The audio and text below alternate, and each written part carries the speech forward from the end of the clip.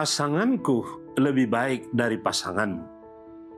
Belajar untuk merasa puas adalah prinsip rohani dan disiplin rohani. Mari terhubung untuk pernikahan yang intim.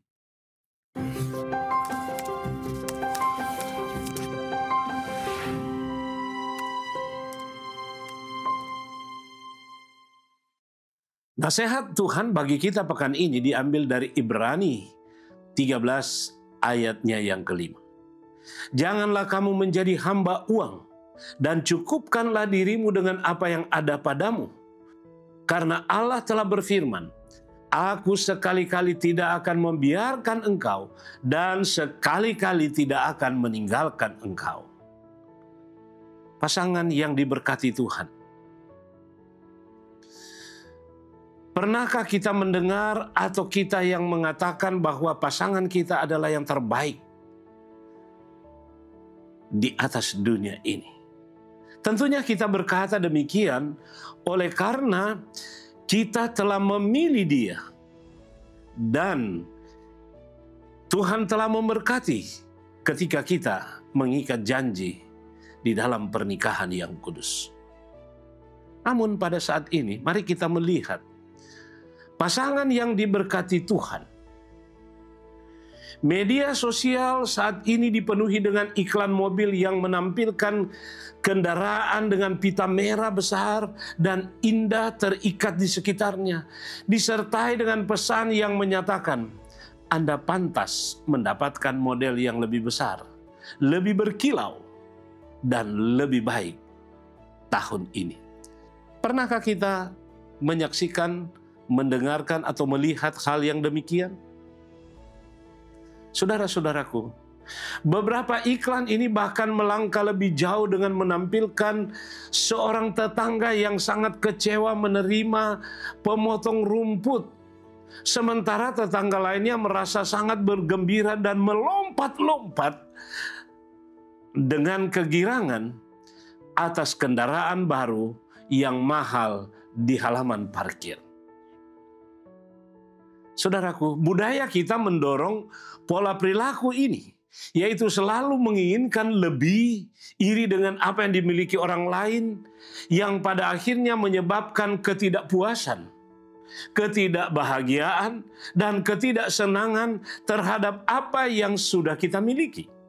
Hal ini juga membuat kita mengabaikan banyak berkat yang kita terima setiap hari dari Tuhan. Di awal tadi saya mengatakan bahwa pasangan kita adalah berkat Tuhan yang terbaik bagi kita. Apa yang Ia telah berikan kepada kita menjadi milik kita itulah pemberian Tuhan bagi kita yang tentunya berharga. Nah, dalam pernikahan Anda, apakah kita terobsesi dengan hal-hal yang di luar jangkauan kita dan merasa puas dengan apa yang ada?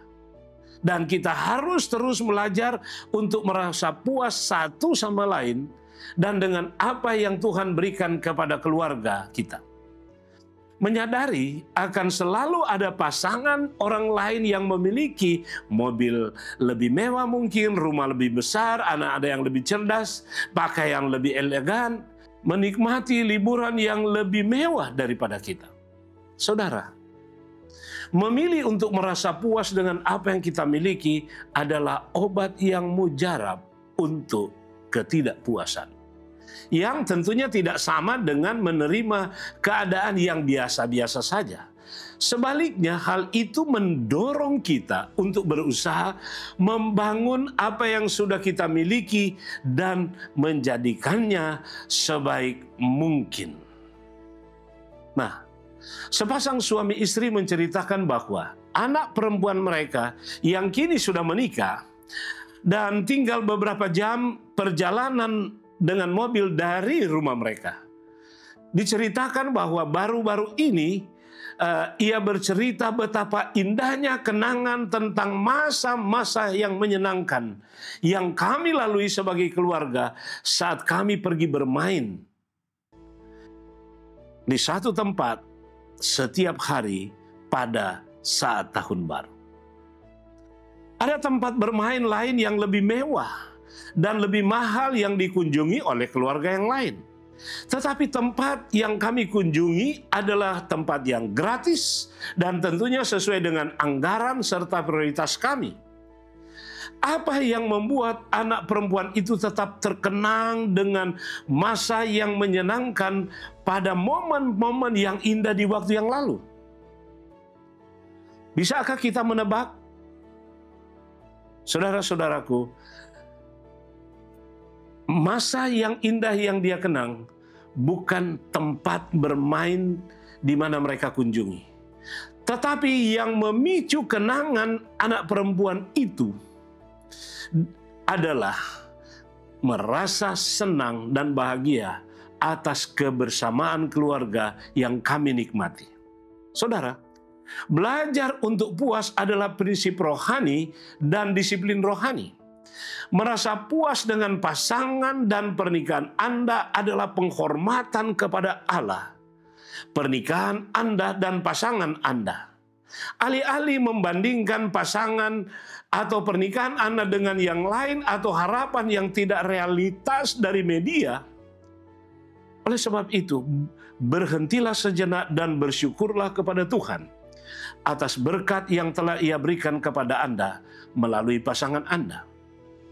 Memang, kami tidak menyarankan agar Anda memiliki bentuk kepuasan yang hambar, melainkan agar Anda mengalami kepuasan yang menggembirakan dan memikat yang tentunya adalah yang realitas dalam pernikahan dan pasangan Anda.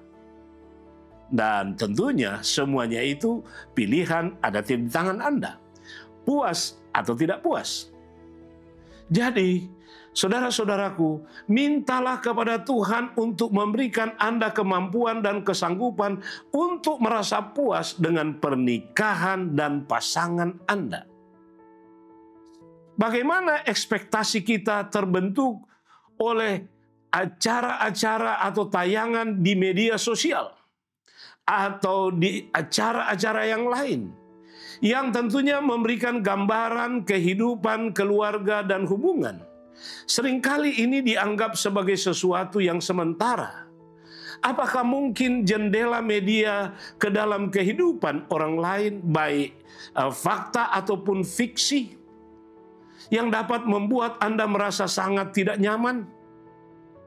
Apakah iklan dirancang untuk membuat Anda merasa seolah-olah Anda membutuhkan sesuatu yang lebih dan lebih lagi?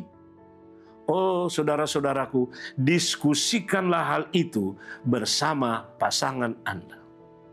Serta bermohon kepada Tuhan di dalam doa, Tuhan, tolonglah kami agar kami dapat menerima dan merasa puas dengan apa yang Engkau berikan.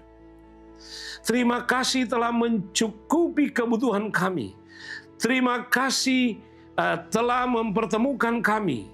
Ini adalah sebuah anugerah bagi satu sama lain karena Engkau hidup di dalam kami dan kami merasakan kasih-Mu. Kendalikanlah keinginan kami. Galati 2 ayat 20, namun aku hidup tetapi bukan lagi aku sendiri yang hidup, melainkan Kristus yang hidup di dalam aku, dan hidupku yang kuhidupi sekarang di dalam daging adalah hidup oleh iman kepada Anak Allah yang telah mengasihi aku dan telah menyerahkan dirinya untuk aku. Saudaraku, tetaplah fokus pada ayat ini sepanjang minggu ini. Mari terhubung dengan Allah dan pasangan Anda untuk pernikahan yang intim.